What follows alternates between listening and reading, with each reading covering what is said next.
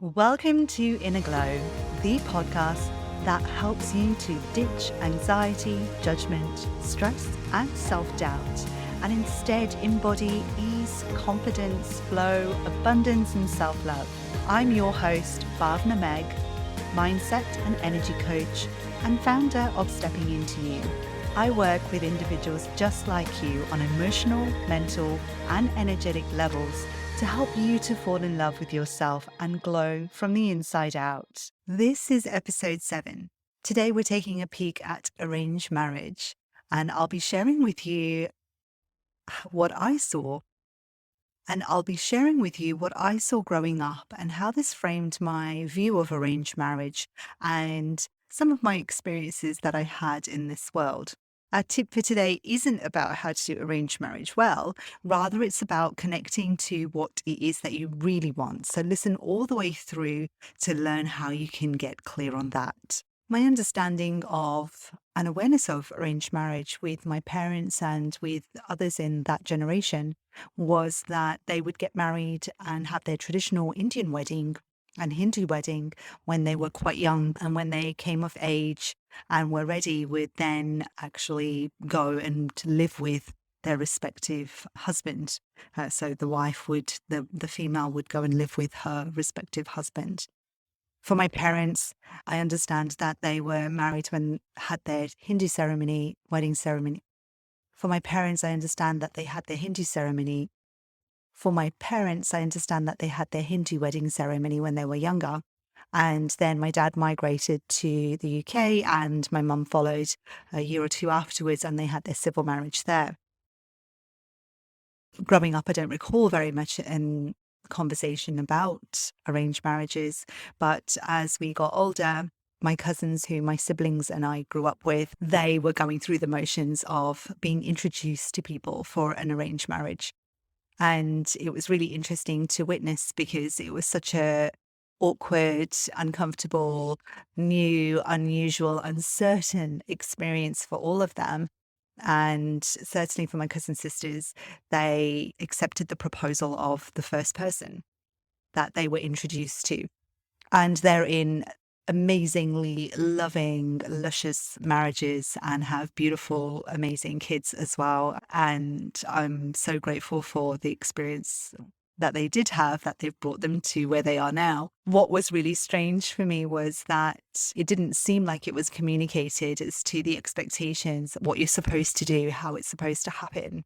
What was strange for me was that when the two potential husband and wife would meet, so the whole family would meet, and then those two individuals, the potential partners, would go to a bedroom, shut the door and have a conversation, which I thought was really weird and creepy, to be fair, whilst the rest of the family sat in the living room talking. But that aside, so my understanding of arranged marriage is that there is a conversation and an understanding of the families themselves. So who are the families? What do they do? How have they grown up? Where have they been raised? And then as a result, obviously the respective potential bride, groom, what do they do? In addition to that, which is something that I feel is missing in the understanding of what arranged marriage is in the Western world, is that there's a matching of the astrological stars and the astrological charts.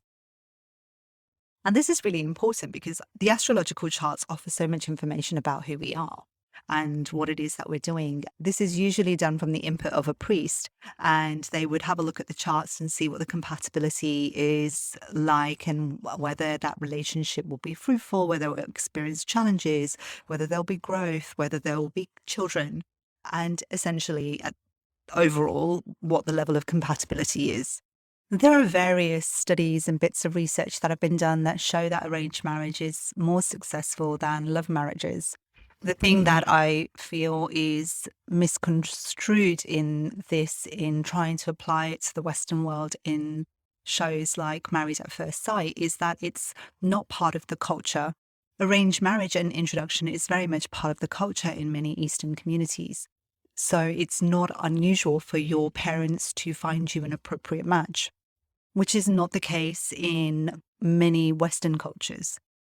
In addition to that, as I mentioned earlier, we utilize the astrological charts to determine whether a pairing is going to be compatible, whether it's going to be successful, whether it's supportive, if it's right. And this is something that's also not usually done in cultures and applications. And in the show like Married at First Sight, there was no use of tools like that to determine whether the matches were suitable or not. It's more about the personality and the desires of the individuals in terms of what it is that they're looking for in a partner, which is wonderful, but not the whole picture as to what makes an arranged marriage successful or any kind of relationship, marriage be successful. Before we continue with the next part of the show, if what I've shared with you today is resonating with you, leave a review. It goes a long way to help share the love with others who are going through the same things and would benefit from the tips and tools to turn on their inner glow. Another way to share the love is by making a donation at patreon.com/stepping into you to share your love with me and with others. Anyway, my experience of arranged marriage is that I actually got a little bit cornered into starting to be introduced to guys when I was about 21. So I was in my third year of university. I still had a year to go.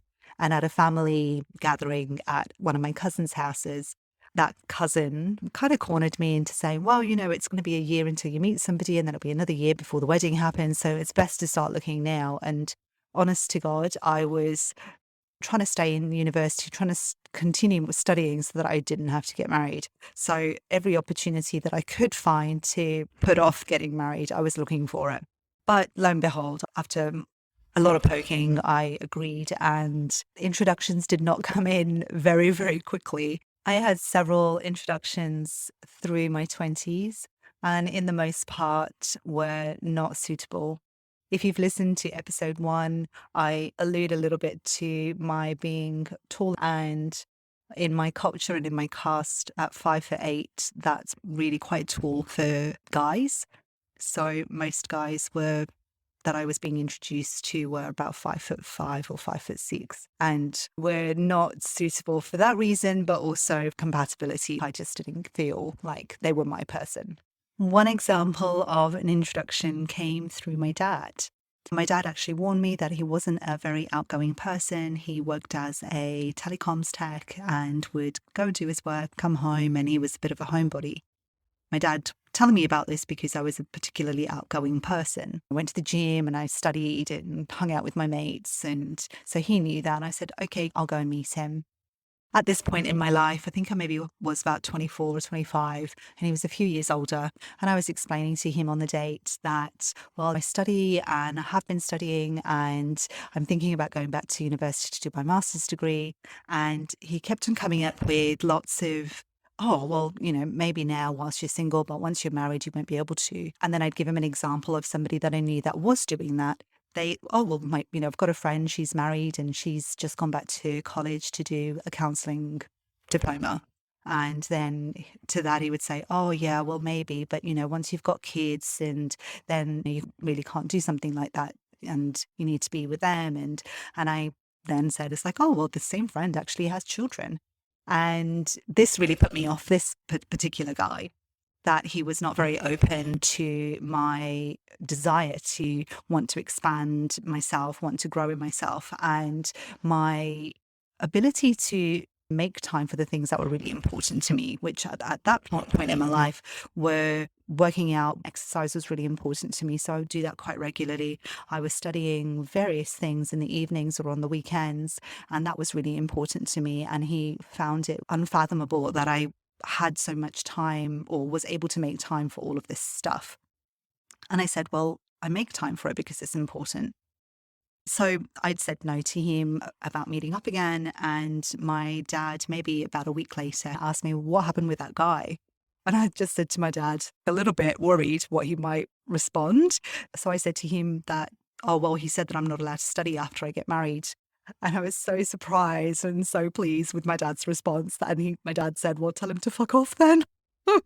And I was so surprised and incredibly relieved. This wonderful acknowledgement that my dad appreciated what was important to me. And I don't think that I'd ever felt that he acknowledged how important my study and my learning was to me until that moment, which was really, really lovely.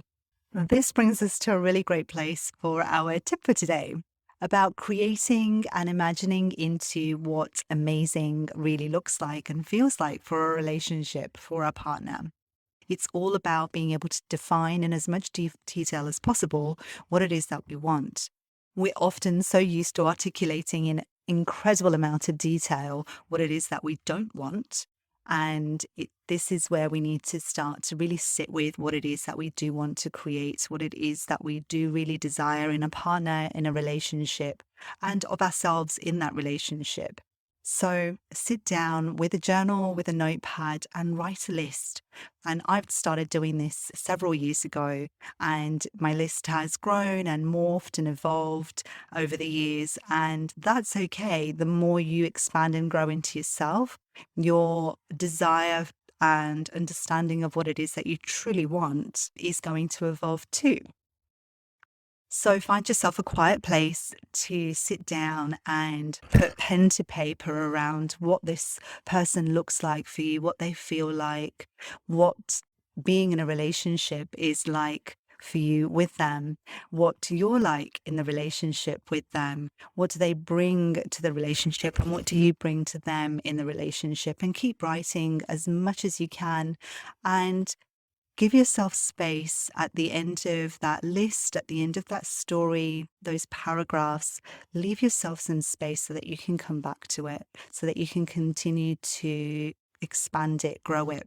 When we can imagine what that looks and feels and smells and touches like, we create that possibility.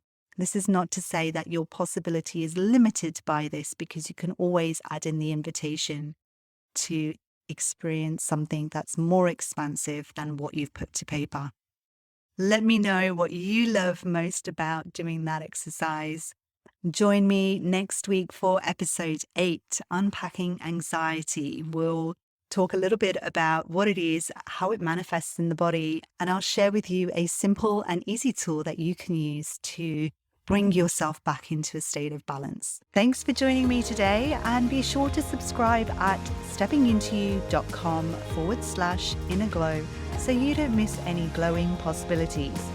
And if you'd love to support InnerGLOW, you can make a donation at patreon.com/InnerGLOW. Sending you love, hugs, and magic.